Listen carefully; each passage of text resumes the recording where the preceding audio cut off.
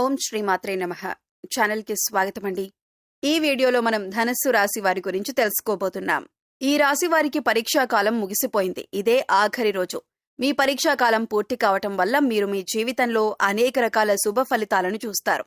అయితే పరీక్షా కాలం ఏంటి, పరీక్ష ఎప్పుడు పెట్టారు, ఎవరు పెట్టారు, ఎప్పుడు ముగుస్తుంది అనే అంశాలతో పాటుగా ఏ అంశాలలో ఈ రాశి వారు శుభ ఫలితాలను అందుకోబోతున్నారు, అలాగే ఈ సమయంలో మీరు ఎటువంటి దేవతారాధన పరిహారాలు చేసుకోవాలి అనే అంశాల గురించి ఈ వీడియోలో తెలుసుకుందాం.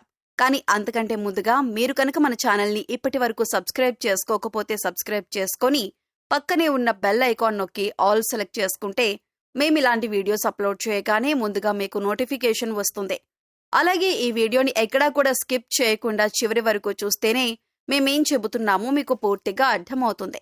ఇక వివరాల్లోకి వెళితే ఈ రాశి వారు అదృష్టాన్ని పొందే సమయం దగ్గరలోనే ఉంది. వీరెంతో కాలంగా తమ జీవితంలో ఎదుగుదల కోసం ప్రయత్నిస్తున్నారు. అటువంటి వారికి ఈ సమయం చాలా అనుకూలంగా ఉంటుంది. తమ జీవితంలో అనుకున్న స్థాయిని చేరుకోవటానికి తగిన అవకాశాలు వస్తాయి.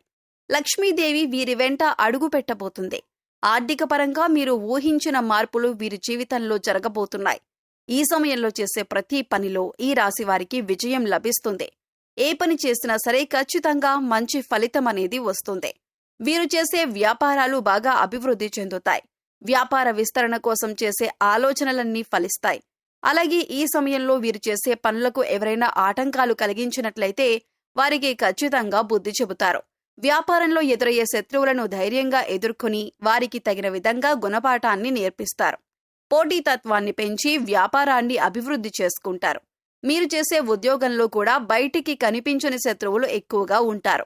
ఈ రాశివారు ఎవరి వలనైతే అనుకున్నవన్నీ కోల్పోతున్నారో అటువంటి వారికి గట్టి సమాధానం ఇచ్చి తీరుతారు. వీరికి సమయంలో ఆర్థిక పరంగా చాలా బాగా కలిసి వస్తుంది.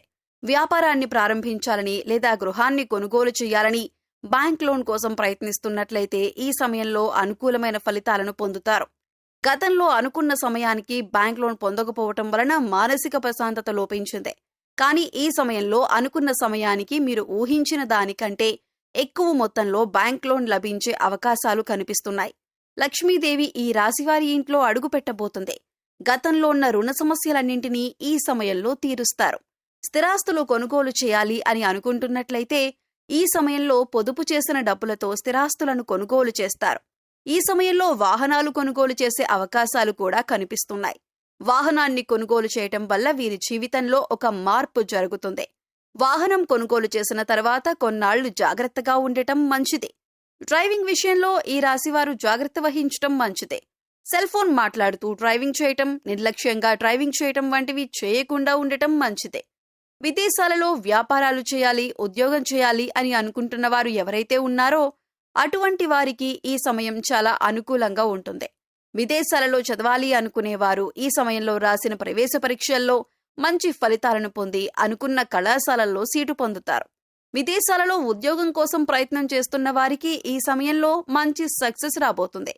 ఏ కంపెనీలో అయితే ఉద్యోగం రావాలని కోరుకుంటున్నారో ఆ కంపెనీల్లో అనుకున్న ఉద్యోగాన్ని పొందే అవకాశాలు కనిపిస్తున్నాయి. విదేశాలకు వెళ్లి ఒక 3-4 సంవత్సరాల్లో తిరిగి వచ్చేద్దాం అనుకున్న వారు 5 నుంచి 7 సంవత్సరాల వరకు ఉద్యోగం చేసే అవకాశాలు కనిపిస్తున్నాయి. విద్యార్థులకు విదేశాల్లో చదువు పూర్తయిన వెంటనే విదేశాల్లోనే అనుకున్న ఉద్యోగాన్ని పొందే అవకాశాలు కనిపిస్తున్నాయి. కోర్టు వివాదాలన్నీ ఈ సమయంలో పరిష్కారమవుతాయి. వంశపారంపర్యంగా రావాల్సిన ఆస్తులు ఈ సమయంలో ఈ రాశి వారి చేతికి అందుతాయి. వీరి పేరుపై రిజిస్ట్రేషన్ జరిగే అవకాశాలు కూడా కనిపిస్తున్నాయి. వ్యాపారంలో పెట్టుబడి పెట్టాలి అనుకునే వారికి కూడా ఈ సమయం చాలా అనుకూలంగా ఉంటుంది. ఊహించిన దానికంటే ఎక్కువ లాభాలను పొందే అవకాశాలు కనిపిస్తున్నాయి. ఈ సమయంలో వీరికి దేనికి సంబంధించిన ప్రణాళికలు వేసుకున్నా సరే ఖచ్చితంగా సక్సెస్ అవుతుంది. కుటుంబంలో ఉన్న చిన్న చిన్న తగాదాలన్నీ తొలగిపోతాయి. రైతులు వ్యవసాయం విషయంలో జాగ్రత్తలు తీసుకోవాలి. ఉద్యోగులకు అనుకూలంగా ఉంటుంది. డాక్టర్లు, లాయర్లకు ఆకస్మిక ఆదాయం ఉంటుంది. కాంట్రాక్టర్లకు ఆదాయ వనరులు అందుబాటులో ఉంటాయి. రాజకీయ నాయకులకు శని బలంతో అనుకూలంగా ఉంటుంది. కొన్ని సందర్భాలలో శ్రమ అనిపించినా తెలియకుండా ఆటంకాలు తొలగిపోతాయి. ఈ సమయంలో దూర ప్రయాణాలు కలిసి వస్తాయి. భూములు, ఫ్లాట్లు కొనటానికి అవకాశాలు వస్తాయి. ఈ అవకాశాలను వినియోగించుకున్నట్లయితే భవిష్యత్తు యోగదాయకంగా ఉంటుంది.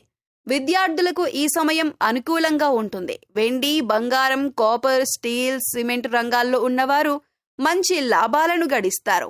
చిన్న పెద్ద పరిశ్రమల వారికి లాభసాటిగా ఉంటుంది. కెమికల్, ఫార్మా వారికి అధిక లాభాలు పొందుతారు. మత్స్య పరిశ్రమ, పౌల్ట్రీ, పాడి పరిశ్రమలకు మధ్యమ ఫలితాలు ఉంటాయి. చిట్స్, ఫైనాన్స్, షేర్స్ వ్యాపారులకు మానసిక ఒత్తిడి అధికంగా ఉంటుంది. ప్రతి విషయంలో ఆచితూచి జాగ్రత్తగా ప్లాన్ చేసుకోవాలి. తల్లి ఆరోగ్య విషయంలో ప్రత్యేక శ్రద్ధ తీసుకోవాలి.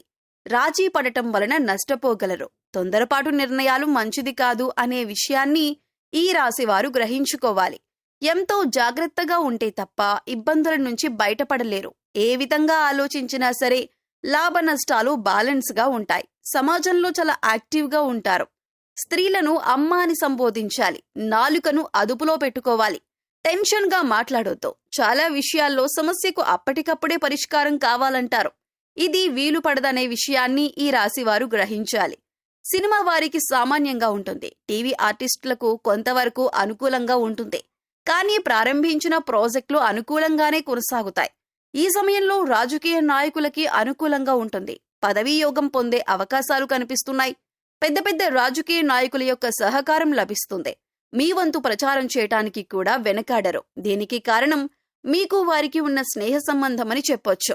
విద్యార్థులకు చదువు కంటే ఎక్కువగా ఇతర విషయాల మీద ఆసక్తి పెరగటం వలన ఈ సమయంలో పరీక్షల్లో విద్యార్థులకు తక్కువ మార్కులు వచ్చే అవకాశం ఉంటుంది.